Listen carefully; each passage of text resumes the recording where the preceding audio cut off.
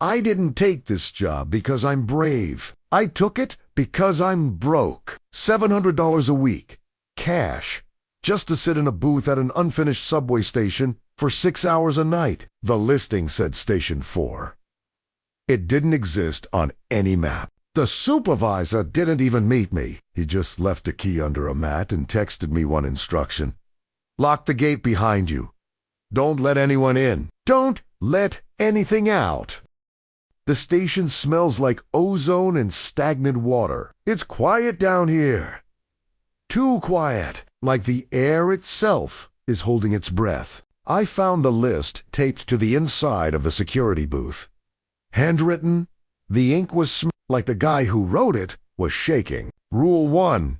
Keep the booth lights OFF between 2 a.m. and 3 a.m. They are attracted to the light. Rule 2. If you hear a train approaching, close your eyes. Do not open them until the sound stops. There have been no active trains on these tracks since 1985. Rule 3.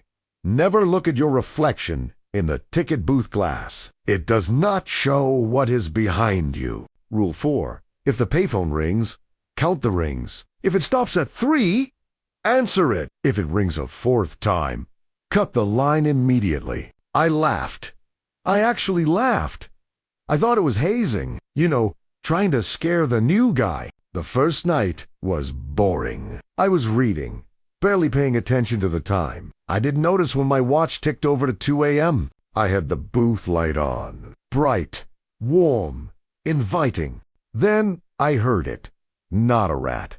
It was too heavy. It sounded like wet bare feet slapping against the concrete. Slap, slap, slap. I looked up.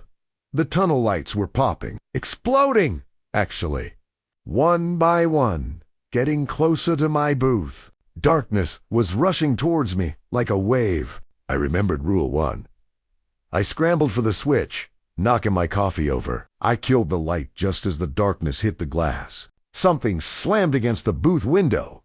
Hard the glass groaned but didn't break. I sat there in the dark, freezing, listening to the sound of long, sharp nails scratching down the glass, testing for a way in. I needed the money. That's the only reason I went back for night 2. I told myself it was air pressure, old pipes. Then, at 3:15 a.m., the phone rang. It made me jump out of my skin. Who calls a payphone in an abandoned station? Ring 1. I remembered the rule. Count the rings. Ring 2. If it stops at 3, it's safe. It's probably the supervisor checking in. Ring 3. I reached out my hand. I was desperate to hear a human voice. Hingi. Full. I grabbed the cord and ripped it out of the wall. The plastic casing shattered. Silence returned to the station. I let out a breath. But then I heard it, coming from the receiver lying on the desk. It wasn't connected to anything, but a voice was leaking out of it.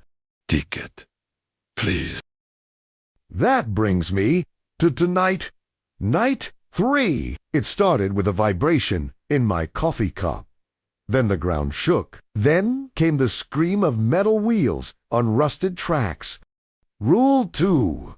If you hear a train, close your eyes. I squeezed them shut. The sound was deafening. It sounded like 1,000 people screaming in tunnel. The air pressure changed. My ears popped. The train had arrived. I heard the doors open. The smell hit me first, rotting meat and stale perfume. Then the footsteps, shuffling, dragging. Hundreds of them, pouring out onto the platform. They were surrounding the booth. I could feel their coldness through the glass. I kept my eyes shut. I prayed. Then I heard a tap on the glass. Janelle? Polite? A voice whispered, right in my ear. Open your eyes. Jack, we have a seat for you. I made a mistake. I looked at the reflection in the glass. Rule 3. The conductor wasn't outside. He was in here with me. The train is leaving now. And I think I have to go with them.